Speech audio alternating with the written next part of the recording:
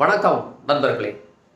நம்ம வீட்டுக்கு அருகாமையில் வசிக்கக்கூடியவங்க ஒரு அமைதியான ஒரு ஸ்கூல் வாத்தியாராக இருந்தால், இந்த கலகலப்பு படத்தில் கூட சொல்லுவாங்க பாருங்க, வாத்தியார்னா எந்த தொந்தரவும் போக மாட்டாங்கப்பா, பிரச்சனையே இல்லைன்னு.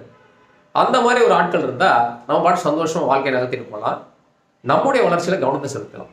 அதே நேரத்தில் நம்ம வீட்டு பக்கத்தில் இருக்கவன் ஒரு கொள்ளைக்காரனாவோ ஒரு தீவிரவாதியோ இல்லை ஒரு சமூக விரோதியாக இருந்தால் அவன் எப்போ என்ன பண்ணுவானோ அப்படின்னு சொல்லி பயந்துக்கிட்டே இருக்கணும். சமயத்தில் குடிகாரம் பார்த்தேன்னா குடிச்சிட்டு உளறிட்டே இருப்பானுங்க, தூங்க கூட முடியாது. ஸோ நம்மளுடைய வளர்ச்சியில் கவனம் செலுத்தாமல் அவனை எப்படி பாதுகாக்கிறது எதிர்கொள்கிறது அப்படின்ற நிலைமையில தான் நம்ம யோசிச்சுட்டே இருப்போம். அதே மாதிரி தான் இந்தியா பக்கத்தில் இருக்கக்கூடிய பாகிஸ்தான், சீனா இந்த நாடுகளை கண்காணிக்கவும் அந்த சைடில் பாதுகாப்பை கவனிக்கணும்னு சொல்லி தான் இராணுவத்துக்கு நிறைய செலவு பண்ணுறோம். அந்த பணத்தை மக்களுக்கான திட்டங்கள் செலவு பண்ணால் எங்கேயோ போயிருக்கும். இப்போ ஏன் சொல்கிறேன்னா, கடந்த காலங்களில் பார்த்தீங்கன்னா பாகிஸ்தானில் அயூப் கான், ஜியா உல் ஹக்கு, பர்வேஷ் முஷரப் இவங்கெல்லாம் ராணுவ ஆட்சியை கைப்பற்றப்போ நிறைய போர்களை இந்தியாவில் தொடுத்துருக்காங்க, நிறைய தீவிரவாதிகளை இந்தியாவுக்குள்ள அனுப்பியிருக்காங்க. ஏன்னா இந்தியா நிம்மதியாக சுதந்திரமாக இருக்கக்கூடாது இல்லையா?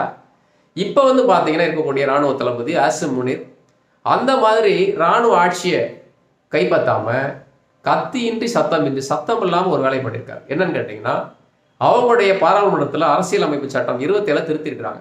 இதனுடைய அடிப்படை காரணம் என்னன்னு கேட்டிங்கன்னா, ஜனாதிபதி, பிரதமர், ஃபீல்டு மார்ஷல் சொல்லக்கூடிய இராணுவ தளபதி இவங்க மேலே ஆயுட்காலம் முழுவதும் சிவில் நடவடிக்கையோ குற்றவியல் நடவடிக்கையோ மேற்கொள்ள முடியாது. ஸோ இவங்க எந்த தப்பு பண்ணாலும் இவங்களையுமே தண்டிக்கவே முடியாது. ஏன்னா இதுக்கு முன்னாடிலாம் பார்த்தீங்கன்னா இம்ரான் கானை பிடிச்சி ஜெயிலில் போட்டிருக்கிறாங்க. அப்போது என்ன பண்ணுவாங்க, எல்லா தப்பையும் பண்ணுவாங்க. அது மட்டும் இல்லை, பாகிஸ்தானோட பிரதமர் போகிற இடத்துக்கு எல்லாமே ராணுவ தளபதி போகிறாரு, அங்கே போய் இவர் தான் எல்லாத்தையும் பார்க்குறாரு. இந்த ரஜினிகாந்த் படத்தில் சொல்லுவாங்கல்ல, மாப்பிள்ளை அவர் தான் ஆனால் அவர் போட்டுக்க சட்டை எழுது.